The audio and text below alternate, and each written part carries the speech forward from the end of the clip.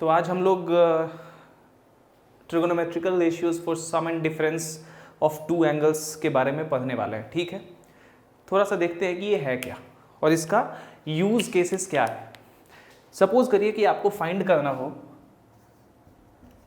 Sign 75 degree का value.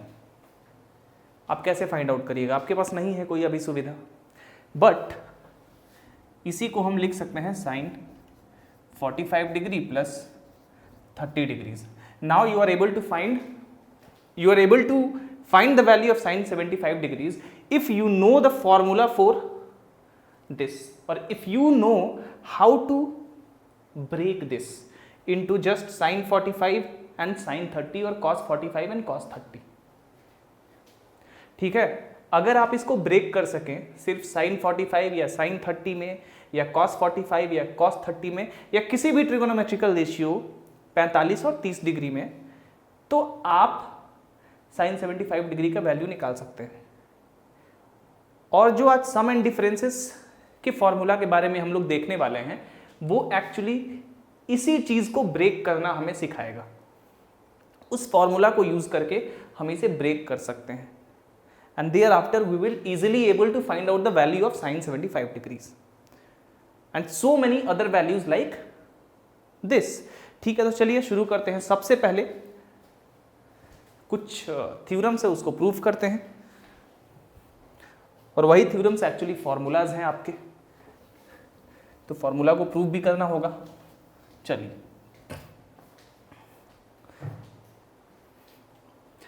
हम क्या करेंगे कि sine a plus B for any angles a plus B, A और बी कोई भी एंगल हो सकता है, तो सबसे पहले साइन a प्लस बी और कॉस a प्लस बी के बारे में देखेंगे कि किस तरह से ये दोनों फॉर्मूलाज हम ले आते हैं। चलिए भाई,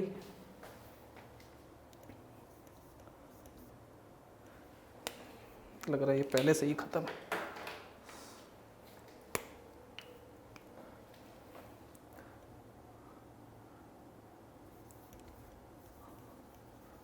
To prove that sin of a plus b for any angles a and b, sin of a plus b is equal to sin a cos b plus cos a sin b and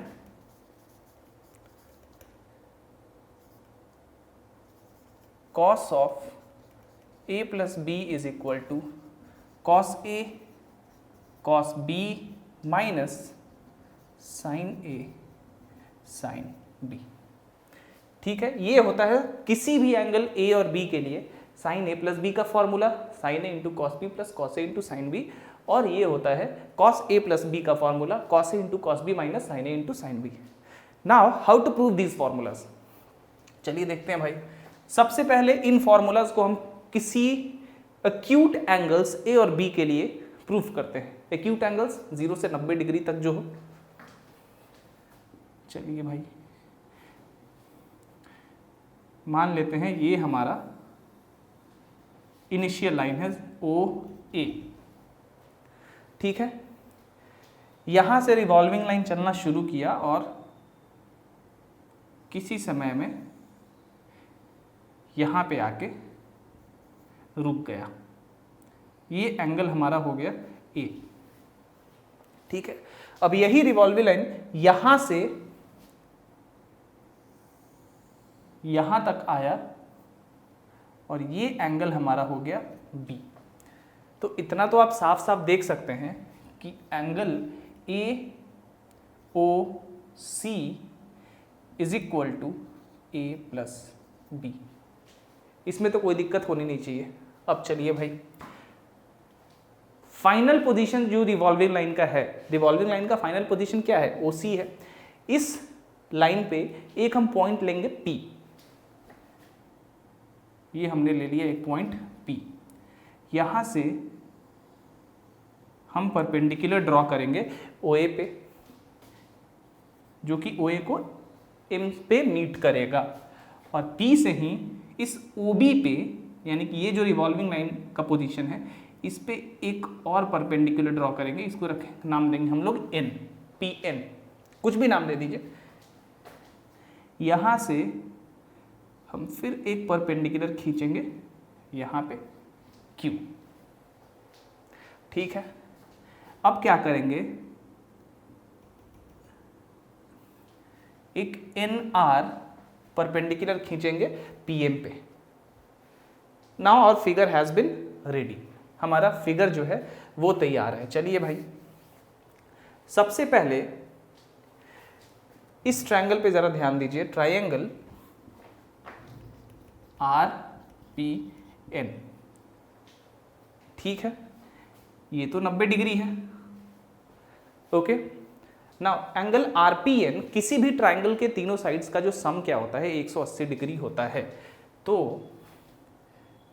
अगर ये होता है तो यहां हम लिख सकते हैं कि angle RPN is equal to angle RPN is equal to 90 degrees minus angle RNP, angle RNP, ऐसा हम लिख सकते हैं ना भाई, क्योंकि देखिए ये एंगल प्लस ये एंगल प्लस ये एंगल 180 डिग्री होता है, ठीक है। दैट मीन्स ये एंगल और ये एंगल 90 डिग्री के बराबर होगा, क्योंकि ये वाला 90 डिग्री एक तरफ जाके 180 में से सब्ट्रैक्ट हो जाएगा, तो हमारा बचेगा ये एंगल प्लस ये angle is equal to 90 degree.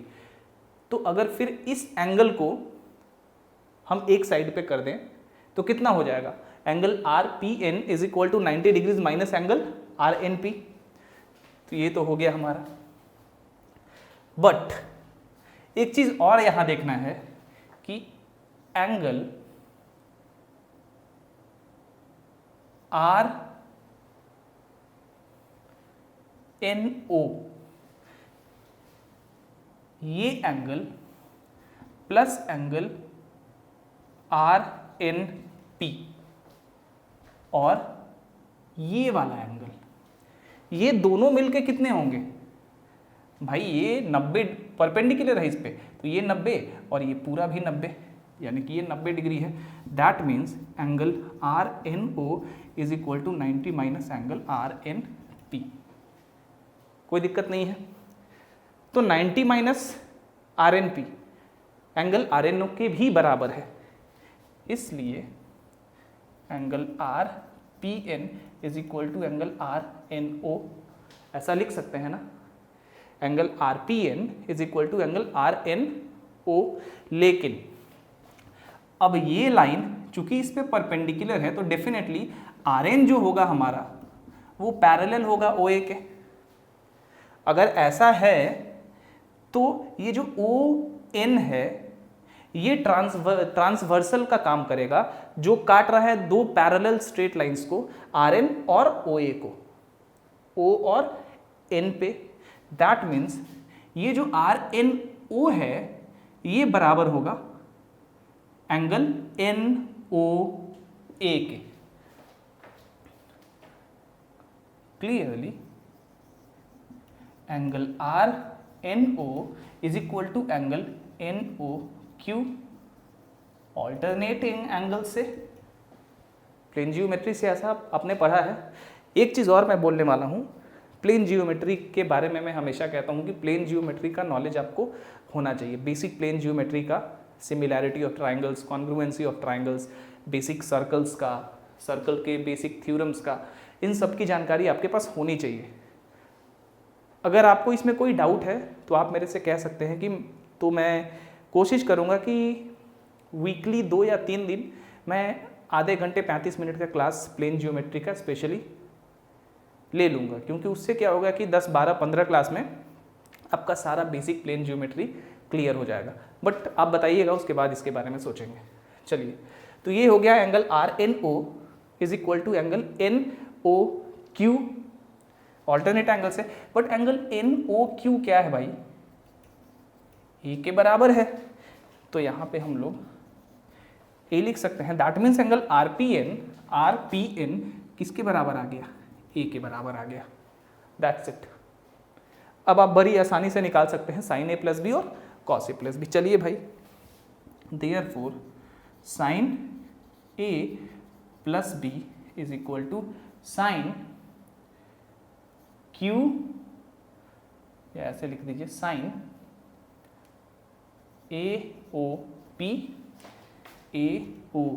यानी कि ये पूरा एंगल।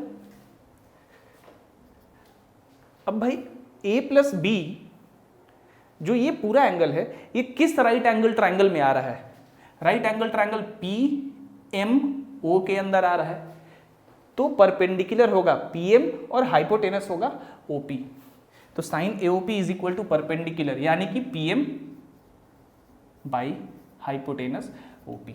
ऐसा लिख सकते हैं हम लोग, बिल्कुल लिख सकते हैं। चलिए भाई, अब पीएम को हम लिख सकते हैं P R plus M R, तो M R plus P R by OP.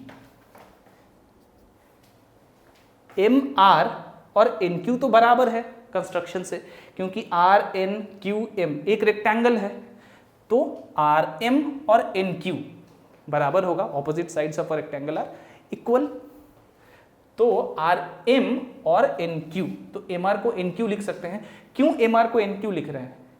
क्योंकि एम आर जो है वो किसी भी राइट एंगल ट्राइंगल का पार्ट नहीं है, किसी भी राइट एंगल ट्राइंगल का साइड जो है एम आर नहीं है, but N Q triangle O Q N का एक साइड है, इसलिए एम आर को एन क्यू लिख सकते हैं। यही सब आपको दिमाग में रखना होगा कि क्यों इसकी जगह इसको लिखा जा रहा है। डेफिनेटली इसको लिखने का कोई मतलब ही नहीं है, क्योंकि ये किसी भी ट्राइंगल का, इवन किसी ट्राइंगल का ही साइड नहीं है ये, इसलिए। चलिए, तो एम आर को एन क्यू लिख देते हैं, N Q plus P R. P R को पी आर ही रहने देते हैं, क्योंकि भाई पी आर तो पहले से इस वाले ट्राइंगल का साइड है हमारा, बाई ओपी। चलिए, यहां से कंटिन्यू रख सकते हैं, आप इसके नीचे अपना जारी रखिएगा। इसको लिख सकते हैं हम N Q by O P plus P R by O P. Now N Q,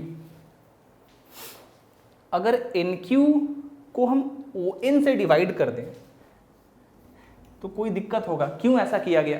क्योंकि जब एन क्यू को ओ एन से डिवाइड करेंगे तो एन क्यू भी ट्राइंगल ओ क्यू एन का एक साइड है और ओ एन भी इसी ट्राइंगल का एक साइड है, तो हमें आराम से ए के लिए, एंगल ए के लिए हम ट्रिगोनोमेट्रिकल रेशियो लिख सकते हैं इस राइट एंगल ट्राइंगल के साइड के रिस्पेक्ट में। ठीक है, तो N Q by O N इसीलिए लिखा है मैंने, N Q by O N. अब एन क्यू से यहाँ डिवाइड किया है तो डेफिनेटली एन क्यू से ऊपर भी मल्टीप्लाई करना होगा, और ओ पी पहले से है, प्लस उसी तरह P R.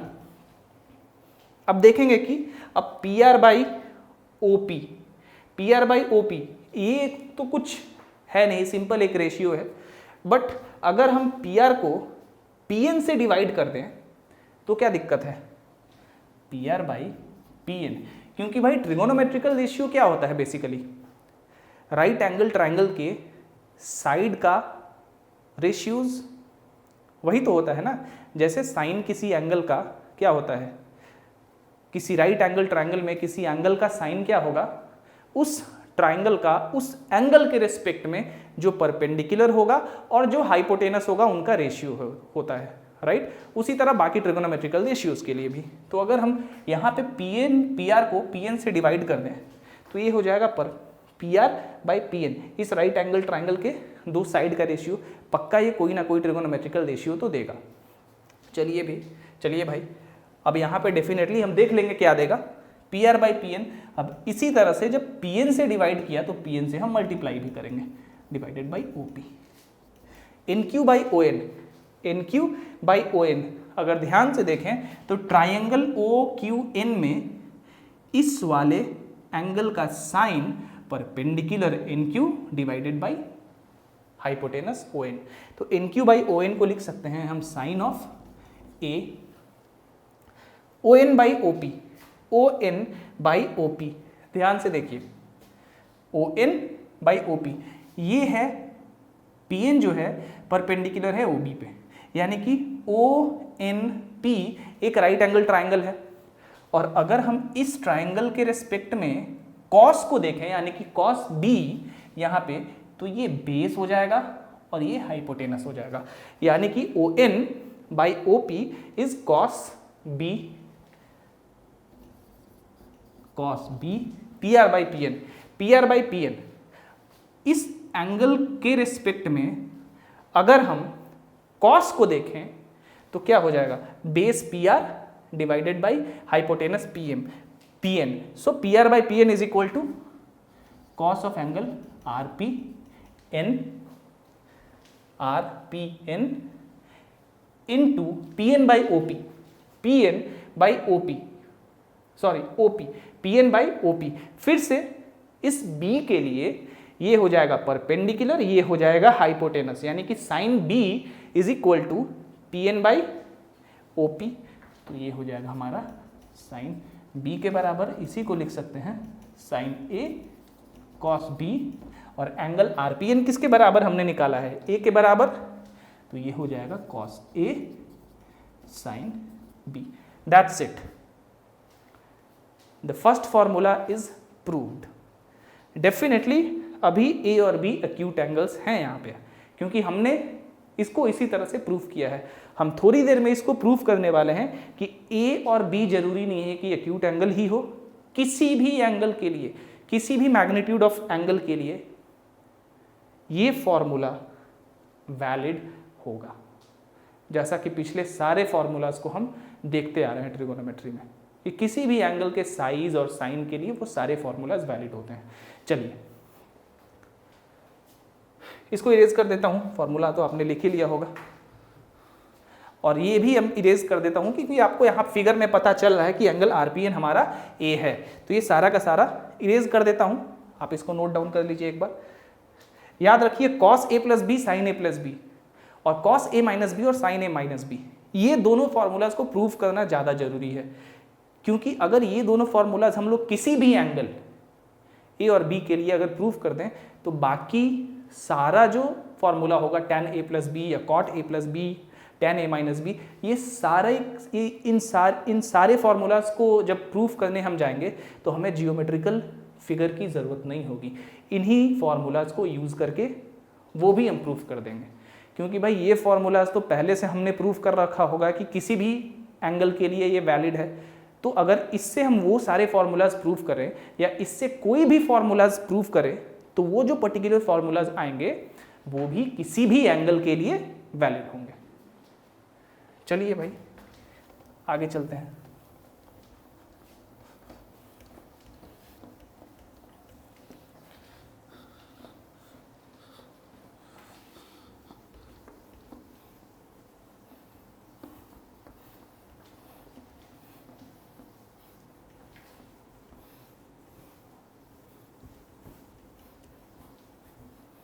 So therefore sine A plus B क्या आ गया, sine A into cos B plus cos A into sine B. चलिए अब क्या करते हैं, हम कॉस A प्लस बी को प्रूफ करते हैं। तो लेते हैं cos A plus B is equal to cos AOP, क्योंकि A प्लस बी तो भाई AOP ही है। अगेन इस वाले ट्राइंगल को हमें देखना होगा, triangle right angle triangle OMP पहले की तरह। तो cos AOP यानी कि cos A plus B base यानी कि OM बाय हाइपोटेनस यानी कि OP। ठीक है, यहां भी कोई दिक्कत नहीं है। OM को हम क्या लिख सकते हैं, OQ माइनस MQ, ऐसा लिख सकते हैं, कोई दिक्कत नहीं है। अब OQ माइनस MQ क्यों लिखा, देखिए OQ तो triangle right angle triangle OQN का एक साइड हो जाएगा, बट आपको लगेगा MQ नहीं हो रहा है, बट MQ बराबर RN तो लिख सकते हैं ना, क्योंकि MQ RN एक रेक्टेंगल है, opposite sides of a rectangle are equal, तो MQ is equal to RN अंत में हम लिख देंगे अभी divided by OP। So OQ by OP minus MQ के जगह लिख देते हैं RN और OP, कोई दिक्कत नहीं है। OQ ON से डिवाइड कर देते हैं, साफ साफ दिख रहा है, तो मल्टीप्लाई भी ऊपर करना होगा। अगर न्यूमरेटर में डिनोमिनेटर में किया ON से डिवाइड, तो न्यूमरेटर में भी मल्टीप्लाई कर देते हैं। तो ON बाई OP पहले से है, माइनस RN अगर फिर हम NP से डिवाइड कर दें, तो NP से ऊपर मल्टीप्लाई भी करना होगा, और OP पहले से है। OQ by ON base by hypotenuse, angle A के लिए तो बेस बाई हाइपोटेनस यानी कि cos A। ON by OP, ON क्या है? बेस है, OP क्या है? हाइपोटेनस है। किस राइट एंगल ट्रायंगल में? राइट एंगल ट्रायंगल ONP में एंगल B के लिए, तो ये हो जाएगा cos B minus RN by NP। अगर ये एंगल लें तो RN परपेंडिकुलर है, NP हाइपोटेनस, यानी कि angle RPN that is angle A के लिए साइन है ये। सो RN by NP is sine A and NP by OP perpendicular by hypotenuse, किस एंगल के लिए? एंगल B के साइन के लिए, सो साइन B। ये हो गया आपका cos A प्लस B के लिए। याद रखिएगा cos A प्लस B में यहां पे माइनस होता है। So therefore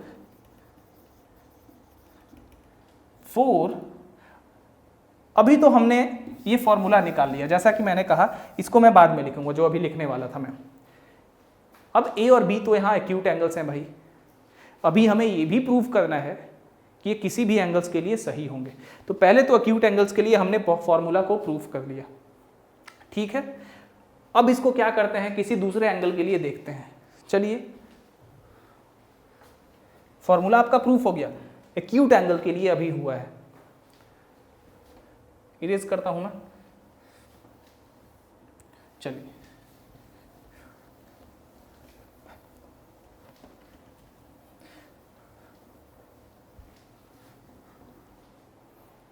So, for some acute angles A and B,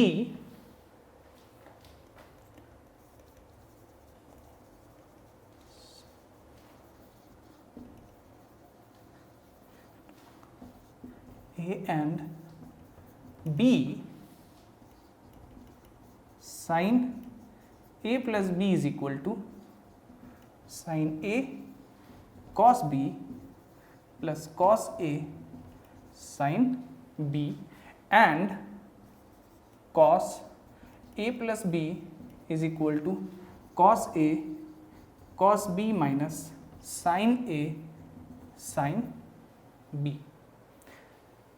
अब क्या करते हैं, मान लेते हैं कि let A1 is equal to 90 degree plus A है।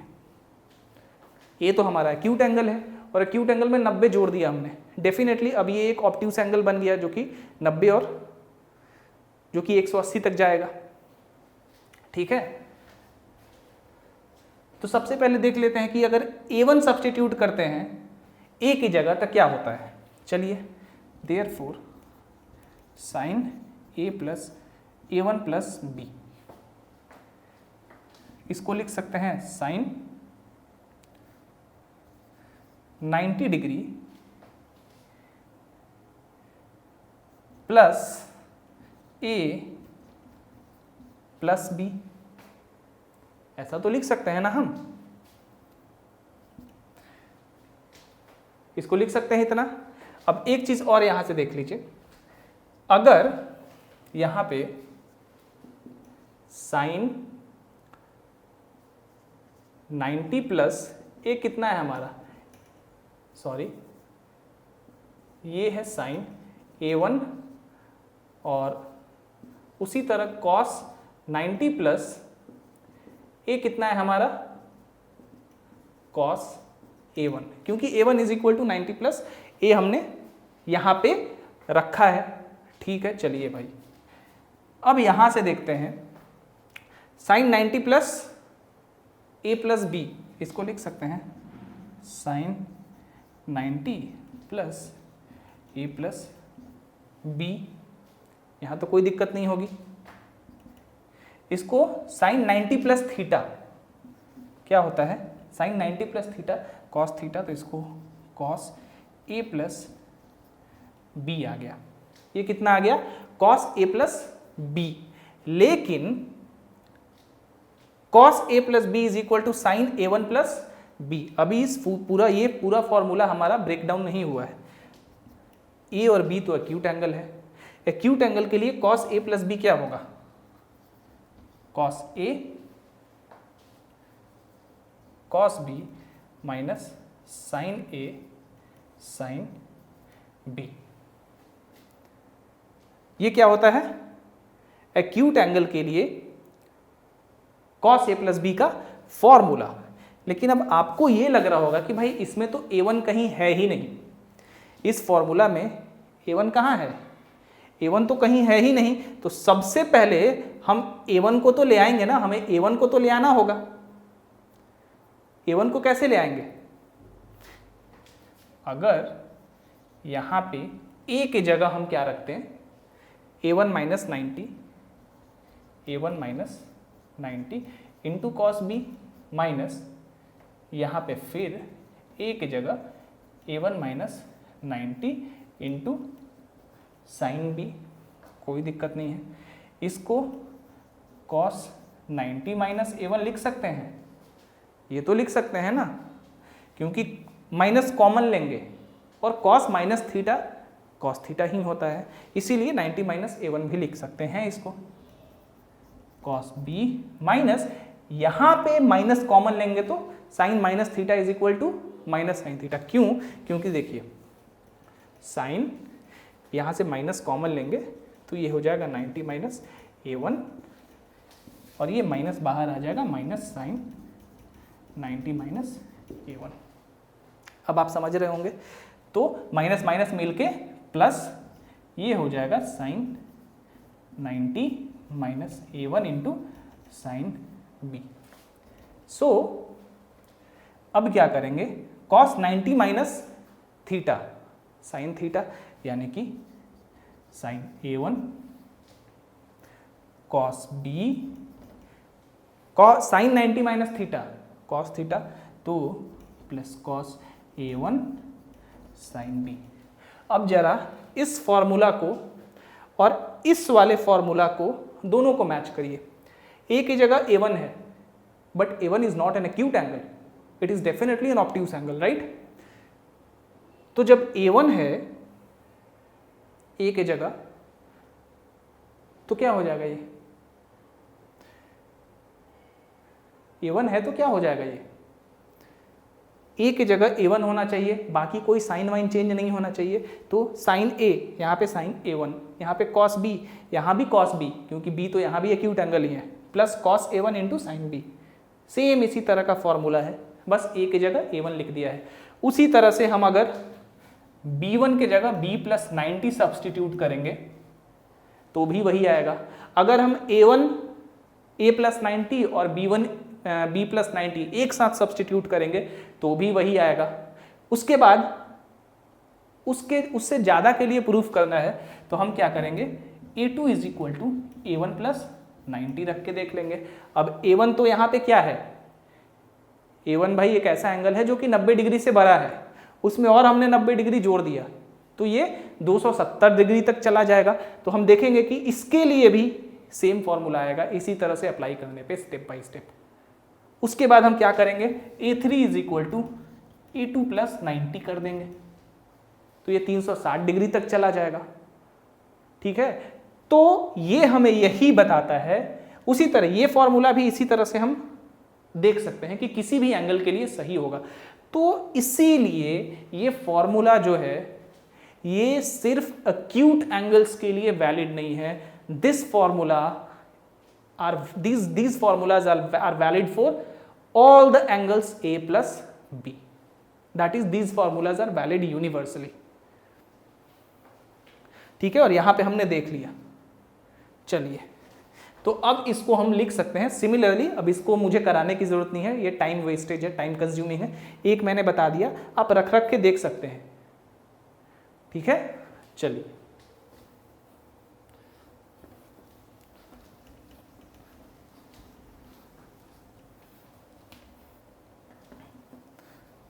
और इसी तरह से जब हम साइन ए माइनस बी और कॉस ए माइनस बी के लिए फॉर्मूला प्रूफ करेंगे तो वो फॉर्मूला भी एक्यूट एंगल के लिए प्रूफ करेंगे, बट इसी तरह से वहां भी शो कर सकते हैं कि those formulas will valid for any angles A and B as well. चलिए अब इसको हम कैसे लिखेंगे?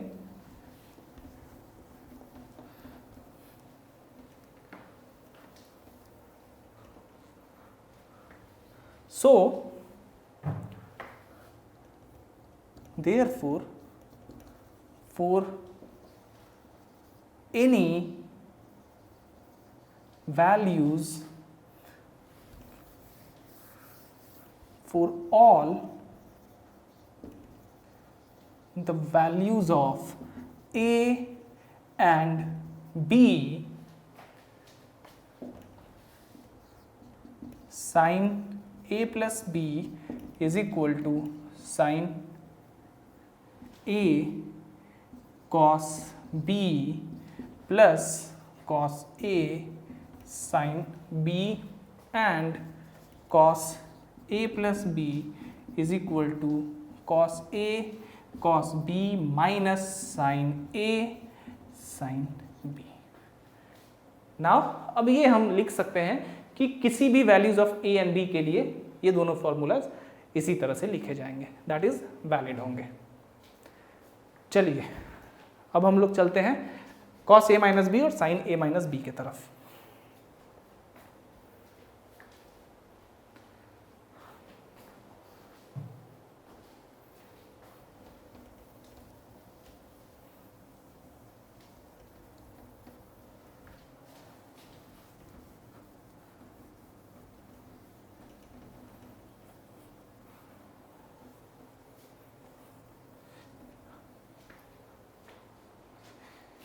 वो भी उसी तरह से प्रूफ करेंगे जैसा कि ये वाला किया था, उसमें भी कोई ज़्यादा डिफरेंस नहीं है। चलिए अब हमें A माइनस बी एंगल चाहिए, A प्लस बी नहीं चाहिए, तो उसका फिगर बस थोड़ा सा फिगर में ऑल्टर करेंगे। सबसे पहले यह लिख देते हैं कि to prove that for any angles A and B, sin A minus B is equal to sin A cos B minus cos A sin B and cos A minus B is equal to cos A cos B minus sin A sin B। ठीक है, ये हो गया हमारा, यही हमें proof करना है। चलिए भाई, अब ये हमारा रिवॉल्विंग लाइन है, ये रिवॉल्विंग लाइन से ये हमारा इनिशियल लाइन है, यहाँ से कोई रिवॉल्विंग लाइन इस तरह से घूमना शुरू करेगा, यानी कि पॉजिटिव डायरेक्शन में। हम पॉजिटिव डायरेक्शन ले रहे हैं, हम सबको पता है कि हम क्यों पॉजिटिव डायरेक्शन में घुमाते हैं। नेगेटिव में घुमाएंगे भी तो कोई फर्क नहीं पड़ेगा, पॉजिटिव में चीज़ें आसान हो जाती हैं, दैट्स इट। चलिए तो यहाँ से रोटेट करके ये किसी टाइम पे मान लेते हैं कि यहाँ तक आया B, और ये एंगल हमारा है A।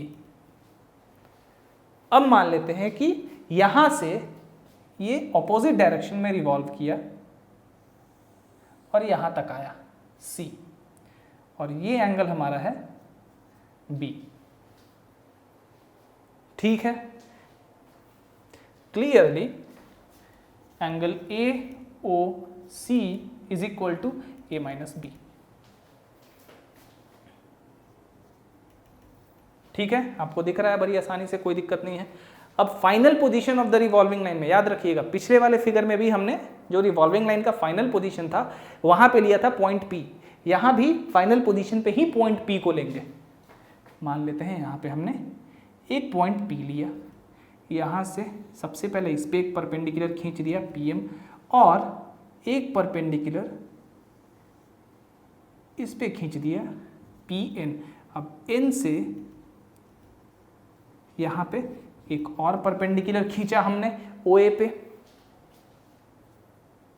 ठीक है। और याद रखिए NR हम परपेंडिकुलर ड्रॉ कर रहे थे MP पे पिछले वाले फिगर में, इसमें भी NR MP पे ही ड्रॉ करेंगे। इसको थोड़ा प्रोड्यूस कर देंगे हम ऊपर, और ये हो गया NR perpendicular to MP produced, ठीक है। हमारा फिगर यहां भी तैयार हो गया। यहां भी एंगल RPN हमारा किसके बराबर आएगा देख लेते हैं। Angle RPN is equal to 90 minus angle RNP। R ये ट्राइंगल देखिए, ट्राइंगल NPR, ये एक राइट एंगल ट्राइंगल है। तो इस राइट एंगल ट्राइंगल के तीनों साइड्स के जो सम होंगे वो कितने होंगे, 180 डिग्री होंगे। That means angle RPN is equal to 90 degree minus angle RNP। लेकिन अगर हम ध्यान से देखें तो एंगल, ये जो एंगल होगा, ये वाला जो एंगल होगा वो कितना होगा देखते हैं। Angle RNB is equal to 90 minus angle, ये एंगल कितना होगा, ये सिर्फ एंगल, चलिए इसको 90 माइनस नहीं कर देंगे, angle RNB plus angle RNP is equal to 90 degree, क्योंकि PR is perpendicular to OB। तो angle RNB is equal to 90 minus, चाहे यहां से ऐसा कर देते हैं।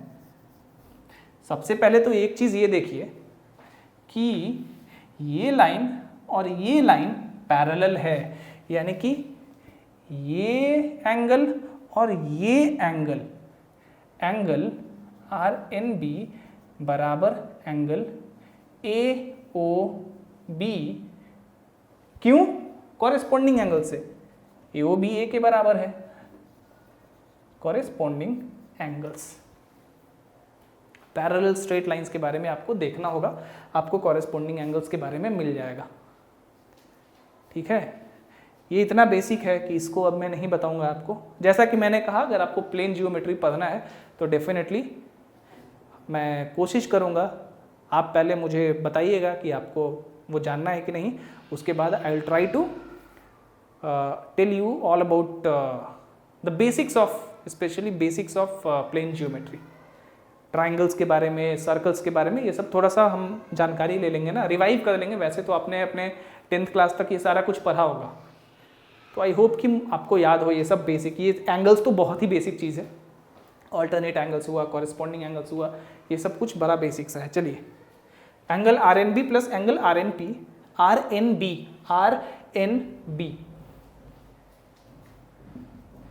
एंगल RNP बराबर क्या हो जाएगा, 90 डिग्री माइनस एंगल RNB।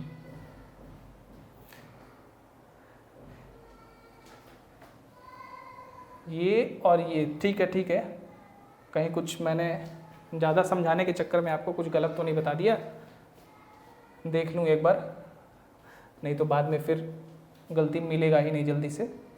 तो angle RNP is equal to हो गया हमारा 90 माइनस एंगल RNB, ठीक है। लेकिन ठीक है, सब कुछ ठीक है। यहाँ पे चूंकि 90 माइनस RNP है ना, तो यहाँ से हम लोग निकाल लेते हैं angle RNB is equal to 90 minus angle RNP, ठीक है। सो 90 माइनस एंगल RNP की जगह हम एंगल RNB लिख सकते हैं, एंगल RNB, और एंगल RNB हमारा किसके बराबर है, A के बराबर है। तो ये हो गया, यानी कि एंगल RPN यहां भी हो गया A के बराबर, ठीक है। जो पिछले फिगर में था वही यहां भी है। चलिए ना, अब हम तैयार हैं cos A माइनस बी और sin A माइनस बी के फॉर्मूलाज को निकालने के लिए। सबसे पहले sin A माइनस बी निकालते हैं, यानी कि sin AOC क्या हो जाएगा, NP by MP by OP where MP is the perpendicular and OP is the hypotenuse, right? तो MP by OP, अब MP को हम लिख सकते हैं MR माइनस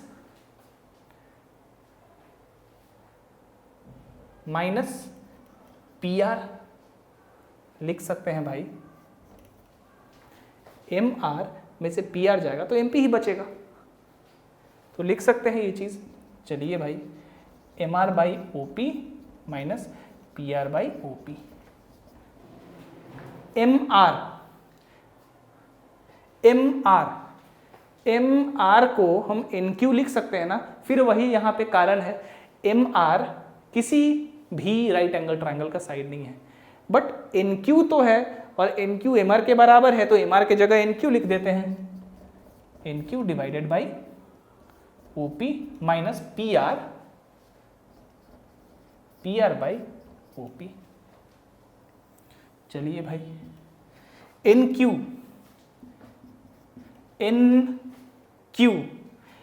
क्या है? परपेंडिकुलर है। अगर किस राइट एंगल ट्रायंगल के लिए? राइट एंगल ट्रायंगल OQN के लिए।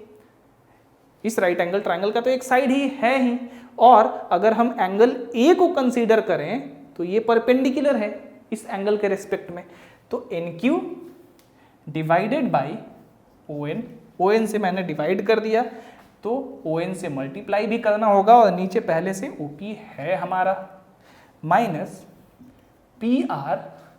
अगर PR को NP से डिवाइड कर दें तो NP से मल्टीप्लाई भी करना होगा, और पहले से OP है।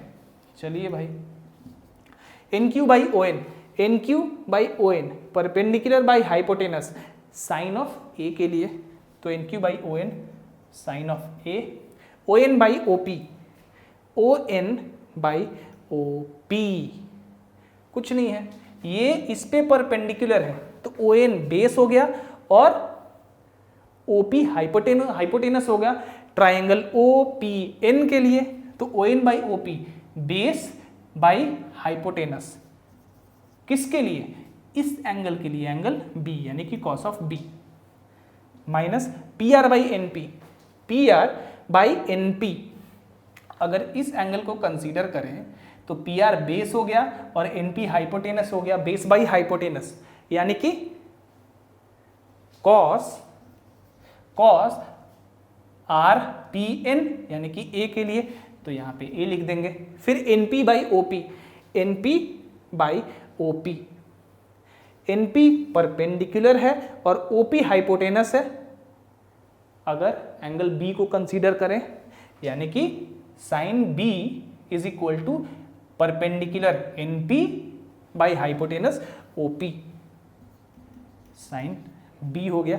देखिए ये प्रूफ करना आपके लिए कोई ज़रूरी नहीं है, लेकिन जैसा कि मैंने कहा है, जो पॉसिबल हो जितना उतना आपको करना चाहिए, और ये प्रूफ इतना टफ नहीं है। ये दोनों प्रूफ आप कर लें, sine A plus B cos A plus B और sine A minus B cos A minus B, क्योंकि फिगर तो ऑलमोस्ट सेम है, तो आप एक बार प्रूफ जान लेंगे ना, तो उसके पीछे का कॉन्सेप्ट आपको समझ में आ जाएगा। और जैसे ही इसका प्रूफ आप कर लेंगे तो इन्हीं फॉर्मूलाज को यूज़ करके, जैसा मैंने कहा, बाकी tan A plus B, tan A minus B, cot A plus B, ये सारा कुछ आप निकाल सकते हैं। ठीक है, क्योंकि हम तो यहीं पे प्रूफ कर ले रहे हैं कि ये किसी भी एंगल A और B के लिए सही है, तो इससे जो भी फॉर्मूला हम प्रूफ करेंगे वो भी किसी भी एंगल A और B के लिए सही होगा। चलिए, तो ये आ गया हमारा साइन A और साइन A माइनस बी का फॉर्मूला। अब उसी तरह कॉस A माइनस बी को प्रूफ करते हैं। चलिए भाई, यहीं से शुरू कर देते हैं, जगह है।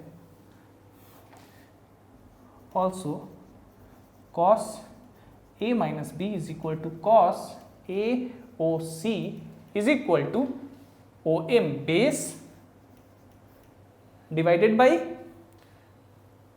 Hypotenuse OP। OM बेस को हम क्या लिख सकते हैं?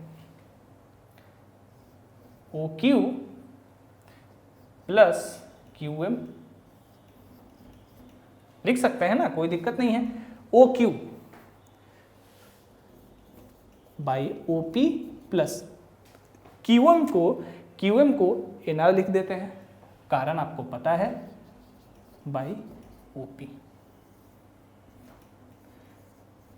ओ क्यू को ओ एन से डिवाइड कर देते हैं, तो ओ एन से डिवाइड किया है तो ओ एन से मल्टीप्लाई भी करना होगा, और नीचे पहले से ओ पी है हमारा, प्लस एन आर। अगर एन आर को एन पी से डिवाइड कर दें तो एन पी से मल्टीप्लाई भी करना होगा, और ओ पी पहले से है हमारा, सारा कारण आपको पता है।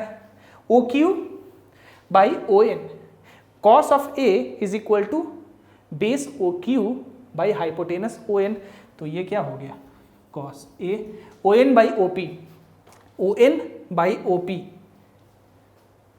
कॉस ऑफ बी के लिए base by hypotenuse O P, तो O N by O P cos B हो गया, plus N R by N P, N R by N P.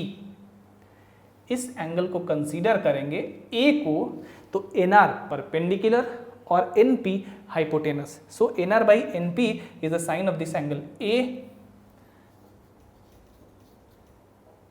N P by O P, N P by O P, perpendicular N P by hypotenuse O P for sine of angle B. तो cos A minus B आ गया हमारा cos A cos B plus sine A sine B. ठीक है, cos वाले में minus की जगह प्लस हो जाता है और प्लस की जगह माइनस हो जाता है। चलिए, नाउ ऑब्वियसली ए और बी यहाँ पे एक्यूट एंगल्स हैं, तो ये फॉर्मूला अभी हमने एक्यूट एंगल्स के लिए प्रूफ किया है, ऑब्ट्यूस एंगल के लिए भी उसी तरह कर देंगे, मतलब 0 से 90 के लिए हमने यहाँ प्रूफ कर दिया। ठीक है, तो जैसे ही हम a1 is equal to 90 plus A रख देंगे जैसे पिछले में किया था, तो 0 से 180 तक भी प्रूफ हो गया। उसके बाद फिर a2 is equal to 90 plus a1 रख दें तो 0 से 270 तक भी प्रूफ हो गया, एंड सो ऑन। तो हम अंत में कह सकते हैं कि ये वो फॉर्मूलाज भी किसी भी एंगल्स ए और बी के लिए वैलिड होंगे। ये आपके लिए होमवर्क है कि आप a1 is equal to 90 plus A रख के देखें। ठीक है, और cos 90 माइनस थीटा और sin 90 माइनस थीटा या sin 90 प्लस थीटा और 90 cos 90 प्लस थीटा, इन सब का यूज करके आप देखें कि ये फॉर्मूला हर केस में वैलिड होगा, चाहे ए और बी एक्यूट हो, ऑब्ट्यूस हो, रिफ्लेक्स हो, कोई भी एंगल हो, किसी भी साइज और मैग्नीट्यूड का। ठीक है, तो आप इसको देख सकते हैं। पिछले सिचुएशन में मैंने ये सिचुएशन आपको डिस्कस कर दिया है कि a1 इतना रखेंगे, जैसे ही a1 90 प्लस ए रखेंगे हम a के जगह पे, तो भी हमारा कोई फर्क नहीं पड़ेगा। इस केस में क्या आएगा, यहाँ पे cos a1 cos b plus sin a1 sin b। अगर b के जगह b1 भी रख दें, जहाँ की b1 जो है 90 प्लस b है, तो भी हमारा cos a माइनस b इसी तरह का आएगा, cos a1 cos b1 plus sin a1 sin b1। हर एक केस में हम देखेंगे कि फॉर्मूला इसी तरह से आ रहा है, चाहे a और b किसी साइज का हो। ठीक है, so these formulas are valid for all the angles a and b। चलिए भाई,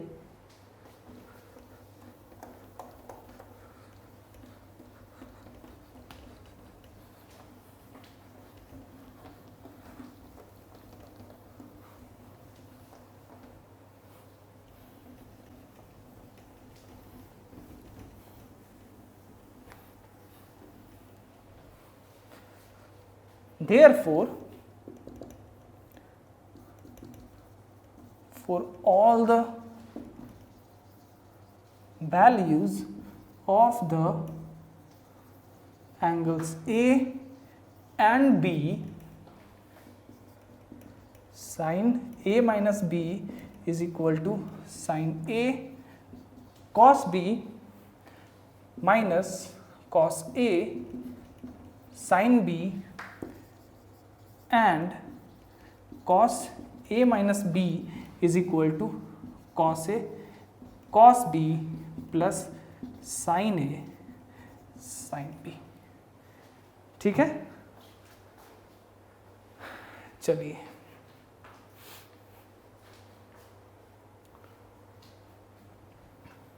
ये हो गया आपके फॉर्मूलाज प्रूव्ड। नाउ अब अगर हमसे कहा जाए कि find the value of sine 75 degree, तो sine 45 plus 30 sine A plus B, formula क्या होता है, sine A cos B plus cos A sine B. Sine 45 1/√2, cos 30 √3/2, cos 45 1/√2, sine 30 1/2, √3 plus 1/2√2 आपका साइन 75 का value by using these formulas. ठीक है, तो आसानी से आप ये वैल्यूज को निकाल सकते हैं। उसी तरह कॉस 75 का वैल्यू निकाल सकते हैं। साइन 15 डिग्री का वैल्यू पूछा जाए या कॉस 15 डिग्री का वैल्यू पूछा जाए तो इसको लिख सकते हैं cos 45 degree minus 30 degree, cos A minus B, cos A minus B का फॉर्मूला यहाँ पे अप्लाई करेंगे, cos 45 cos 30 plus sine 45 sine 30 1/√2 into √3/2 plus 1/√2 into 1/2 √3 plus 1/2√2। ठीक है, सेम फॉर्मूला जो इसका आ रहा था वही इसका भी आ रहा है। ठीक है, आपने देख लिया।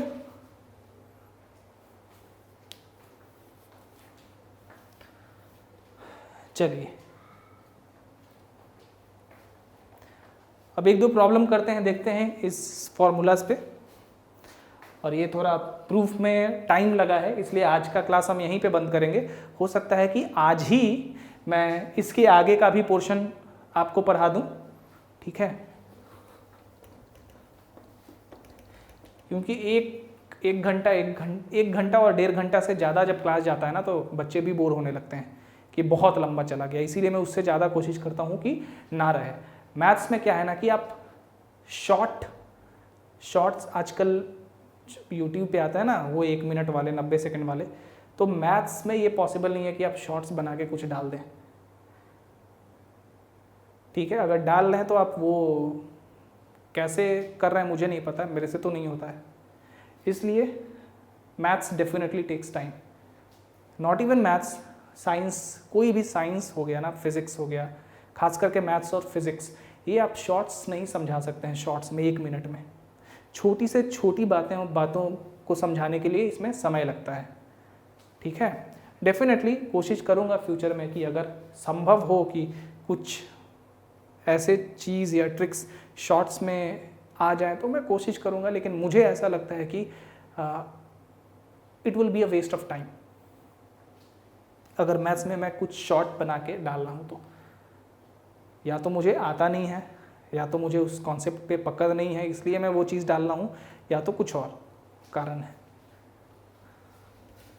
लेकिन फिर भी मैं ट्राई करूँगा आगे। चलिए, बट शॉर्ट से अच्छा है कि मैं 10-15 मिनट का ऐसे ही शॉर्ट वीडियो बना के एक आपको डाल दूँ, एक शॉर्ट लेक्चर कर दूँ जो कि 10-15 मिनट 20 मिनट लंबा है। That will be more beneficial rather than to just go and upload a short of 1 minute or 90 seconds, whatever it is. In mathematics it is impossible. चलिए कुछ प्रॉब्लम करते हैं।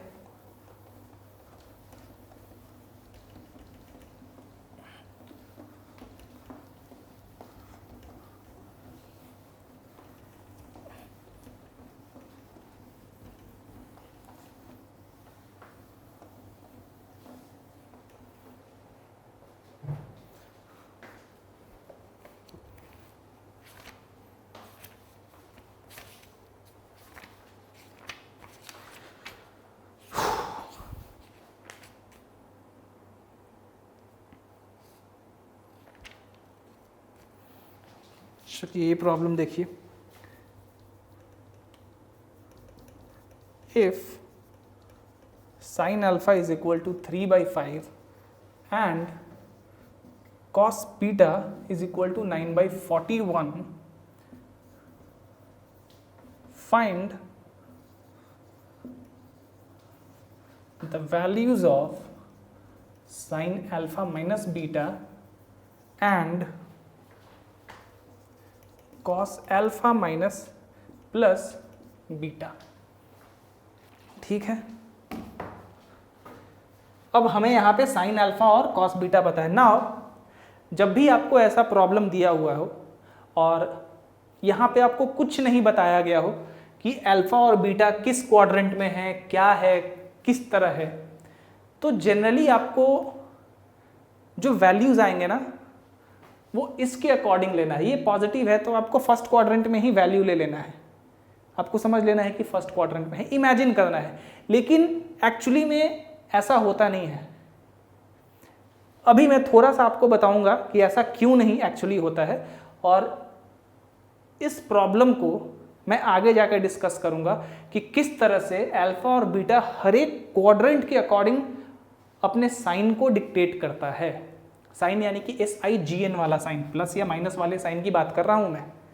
ठीक है, लेकिन अभी फिलहाल इसमें मैंने कोई कंडीशन नहीं दिया हुआ है, तो आपको समझ लेना कि अल्फा बीटा सब फर्स्ट रिवॉल्विंग लाइन हमारा फर्स्ट क्वाड्रेंट में है, और फर्स्ट क्वाड्रेंट में चूंकि कोई भी ट्रिगोनोमेट्रिकल रेशियो पॉजिटिव होता है तो उसको उसी तरह से हमें लेना है। ठीक है, चलिए देखिए, साइन अल्फा है। अब भाई हमें निकालना है साइन अल्फा माइनस बीटा और cos alpha plus beta. Sine alpha दिया हुआ है, कॉस बीटा दिया हुआ है, तो हमें कॉस बीटा भी चाहिए होगा और साइन बीटा भी चाहिए होगा। तो यहाँ से लिख सकते हैं हम साइन बीटा को square root of 1 minus cos square, sine alpha को square root of 1 minus cos square alpha. देखिए साइन स्क्वायर, ये बड़ा बेसिक चीज़ है, लेकिन मैं क्यों लिख रहा हूँ उसको आपको अभी समझ में आ जाएगा। Sine square alpha is equal to 1 minus cos square alpha, sine alpha is equal to plus minus root under 1 minus cos square alpha. अब आपको लगेगा प्लस माइनस मैंने क्यों नहीं लिखा है, इसके दो कारण हैं। एक तो मैं ये इमेजिन कर रहा हूँ, सपोज कर रहा हूँ कि अल्फा मेरा फर्स्ट क्वाड्रेंट में है। अगर अल्फा फर्स्ट क्वाड्रेंट में है तो ये प्लस और माइनस का झंझट ही नहीं है, फर्स्ट क्वाड्रेंट में पॉजिटिव ही आता है। ठीक है, फर्स्ट क्वाड्रेंट में क्या आता है हमारा, पॉजिटिव ही आता है। इसीलिए दूसरा कारण क्या है कि अभी मैं दोनों तरफ स्क्वायर करूंगा, जब मैं दोनों तरफ स्क्वायर करूंगा तो प्लस माइनस तो अपने आप प्लस में कन्वर्ट हो जाएगा, तो ये भी एक कारण है। चलिए इसको इस तरह से लिखा, इधर आ गया मेरा 3/5 पहले से है, दोनों तरफ स्क्वायर करेंगे तो 1 माइनस कॉस स्क्वायर अल्फा, इसी की बात कर रहा था, is equal to 9/25 cos alpha is equal to plus minus 4/5 आना चाहिए। लेकिन चूंकि मैंने सपोज कि मैं इसी की बात कर रहा था, प्लस माइनस 4/5। ठीक है, सबसे पहले तो यहां देखिए साइन अल्फा, अभी मैं थोड़ी देर पहले किस बारे में बात कर रहा था कि अल्फा या beta according to the quadrant dictate करेगा साइन को, अलजेब्रिक साइंस को। नाउ क्यों ये बात कर रहा था मैं, अब sine alpha is equal to 3/5 है। अब साइन पॉजिटिव कहाँ कहाँ होता है, 4 क्वाड्रेंट्स होते हैं, 4 क्वाड्रेंट्स में साइन पॉजिटिव कहाँ कहाँ होता है, एक तो पहले में होता है और एक दूसरे में होता है। तो यानी कि अल्फा के लिए जो रिवॉल्विंग लाइन अल्फा बना रहा है वो रिवॉल्विंग लाइन या तो पहले क्वाड्रेंट में है या तो दूसरे क्वाड्रेंट में है। तो वही बात कर रहा था मैं कि उस अकॉर्डिंग में, उसके अकॉर्डेंस में मुझे अल्फा को लेना है। लेकिन अगर अल्फा दूसरे क्वाड्रेंट में भी है, ठीक है, अल्फा अगर दूसरे क्वाड्रेंट में भी है तो आपको एक चीज यहां पे कंसीडर करना होगा कि जो, माफ करिएगा, कुछ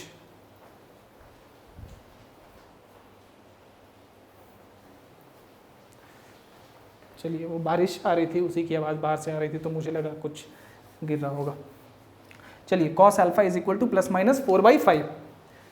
तो अब अल्फा फर्स्ट या सेकंड क्वाड्रेंट में है, अब फर्स्ट क्वाड्रेंट में तो अल्फा है तो ये प्लस साइन लेंगे, बट सेकंड क्वाड्रेंट में जब अल्फा है तो कॉस अल्फा माइनस लेते हैं।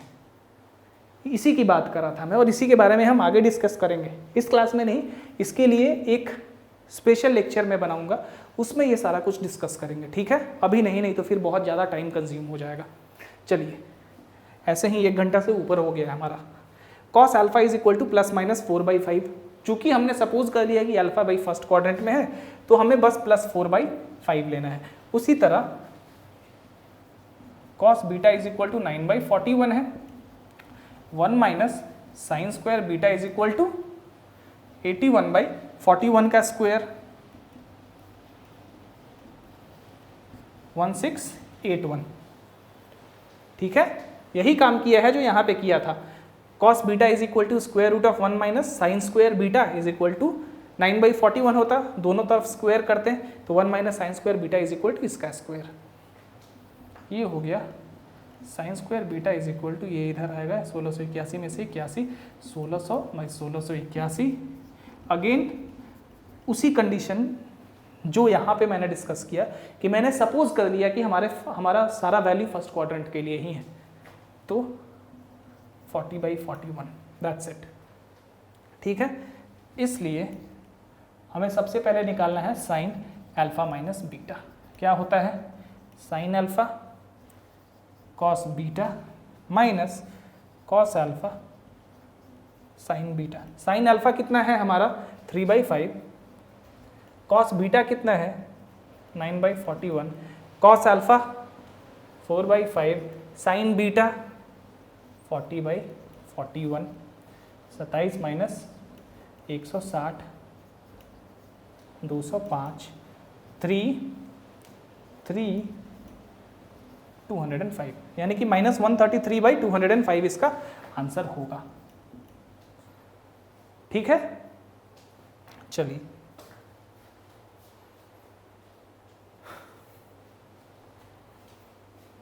आगे बढ़ते हैं। अब हमें निकालना है कॉस अल्फा प्लस बीटा।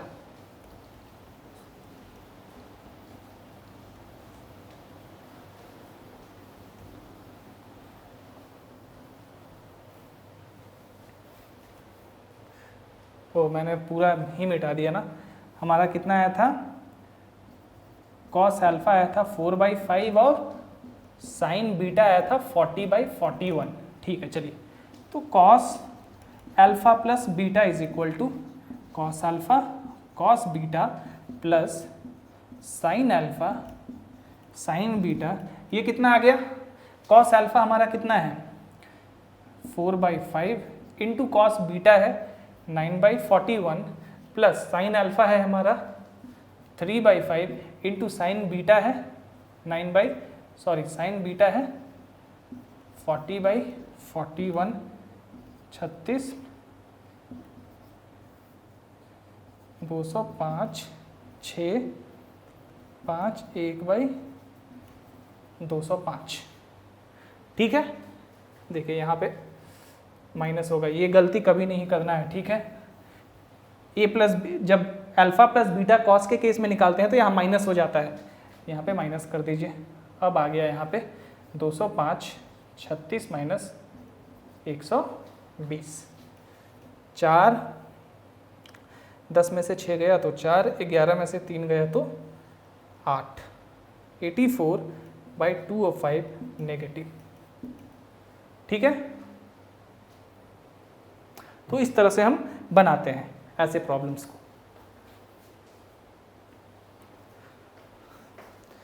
और भी देख लिया जाए कुछ।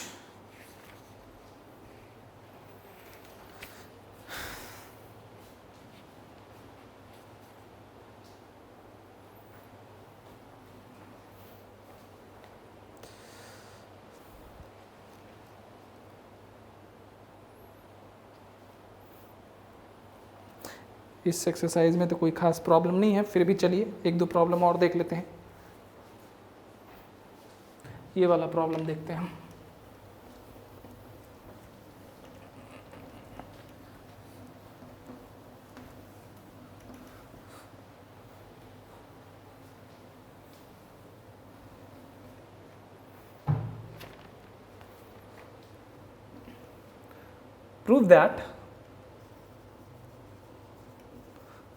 Prove that sin A minus B divided by cos A cos B plus sin B minus C divided by cos B cos C plus sin C minus A divided by cos C cos A is equal to 0।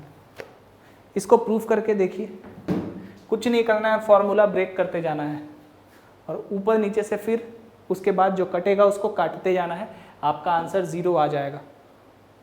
ठीक है, आप इस side को लेके चलना है और उधर वाले को प्रूफ कर देना है। ये आपका होमवर्क हो गया आज के लिए। ठीक है, सो आज के लिए इतना काफ़ी है। अब जैसा मैंने कहा, हो सकता है मैं इस लेक्चर के थोड़ी देर के बाद अगला लेक्चर भी डाल दूं, इसका जो आगे का पोर्शन है वो डाल दूं, अदरवाइज कल तो डेफिनेटली मैं करवाऊंगा इसके आगे का। Thank you.